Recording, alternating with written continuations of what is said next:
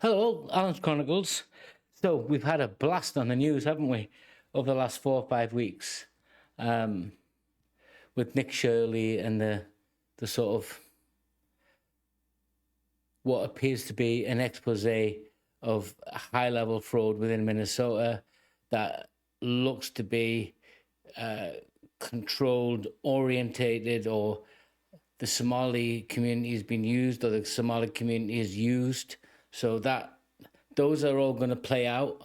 But I have come across Somalis before, and I've never had a problem. I've had as much problems with every culture, my own included. So I wanted to find a voice what I find relatively fair, factual, who isn't Somali, because it is just that I want to hear a different voice. So let's listen to GAD SAAD.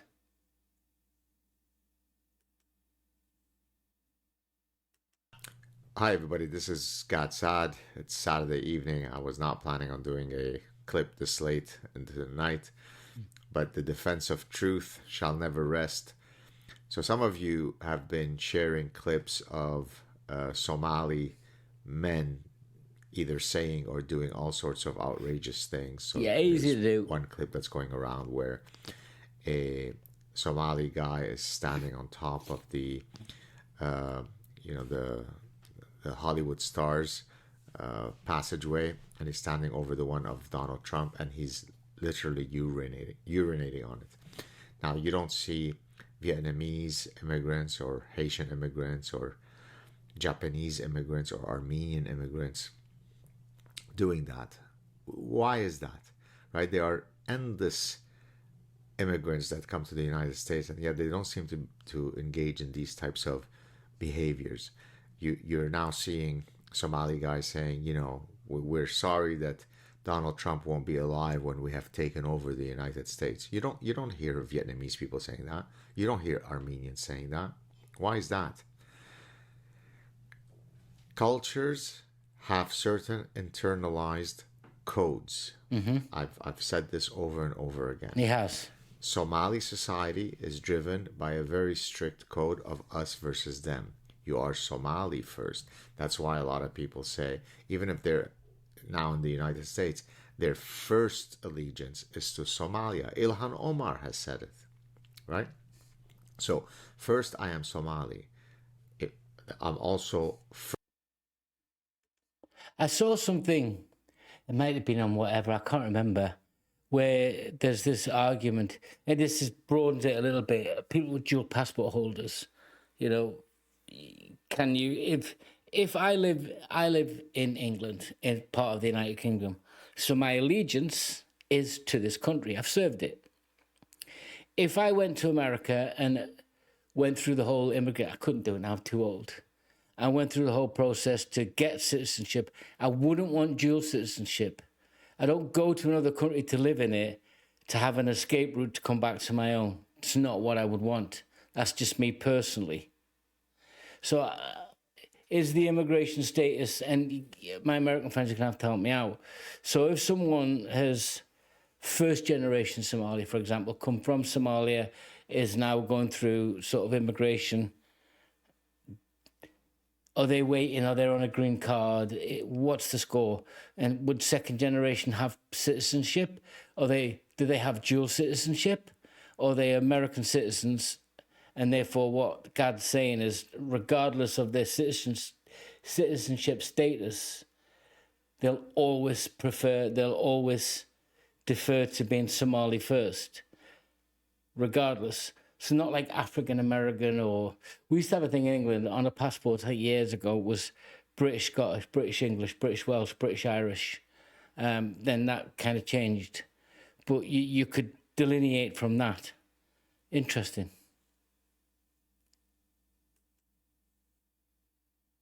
Pull it back. Has said it, right? So first, I am Somali. I'm also first Muslim, right? So I don't pledge allegiance to the United States, Okay. because my coalitional calculus does not permit me to do that. So if you allow hundreds of thousands of people to come into a society that was founded on the principle that, of course, we welcome immigrants, but all of your identity markers are superseded by your loyalty to the unifying flag of the United States. That is Yes. simply not true of most Somalis. By the way, they'll say it, right? You can see them in endless clips where they say, no, no, no, no, no.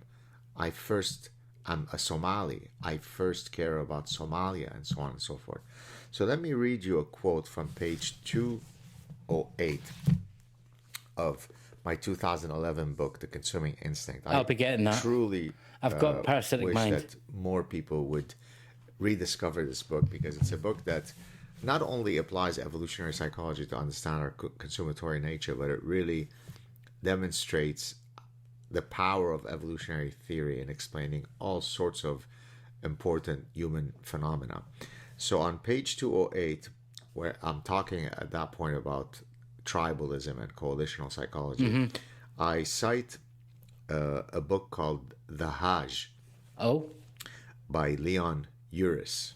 And so here this is the quote. So before I was 9, I had learned the basic canon of Arab life.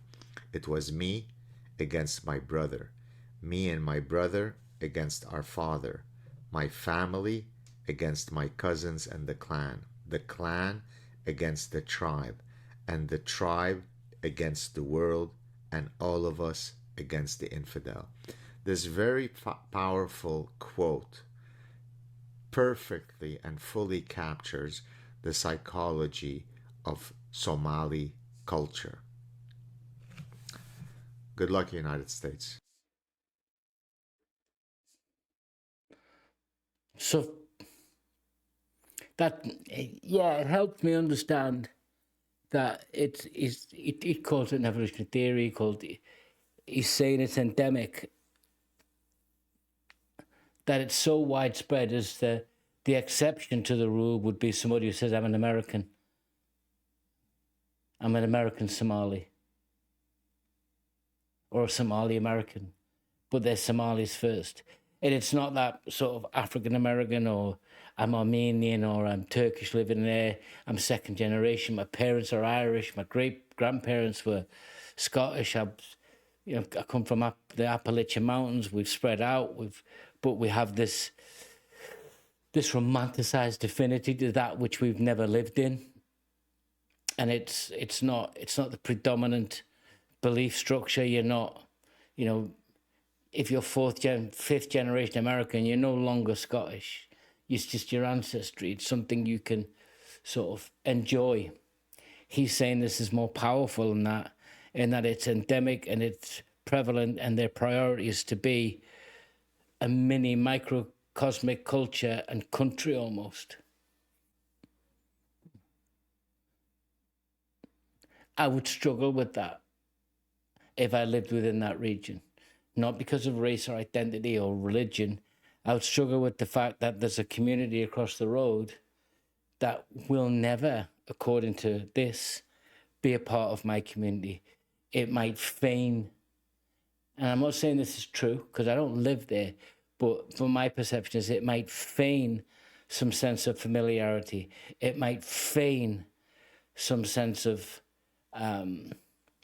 integration, but it'll never be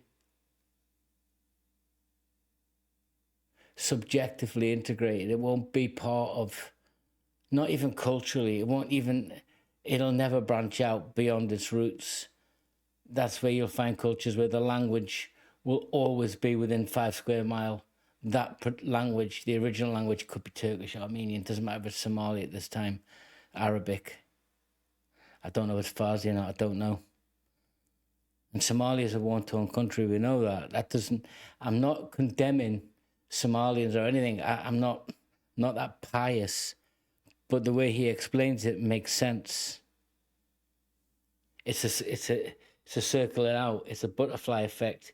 You start off with family, all the way out to tribe to country, and not against the rest of everybody else, not inwards. Let's do a bit more research. I still can't judge. I'm not going to lay my hat in the ring and say, oh my God, because I'm not American for a start. If there's massive fraud, then it needs to be investigated. That's the process. So I'm just trying to understand why people seem to be so fearful of the fraud and beyond. And that's my first taste of some understanding. I'm not frightened of Somalians in a sense of I've come across Somalians 25 years ago. My first not contact, Jesus.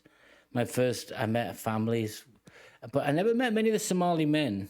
And there was a problem at the time with a chewing root called cat, I think CHKHAT, and it used to be legal. Now it's illegal in the UK because it was, if taken too much, it was pretty much an amphetamine, but culturally it wasn't. I remember all of that where I was living at the time, just out in London.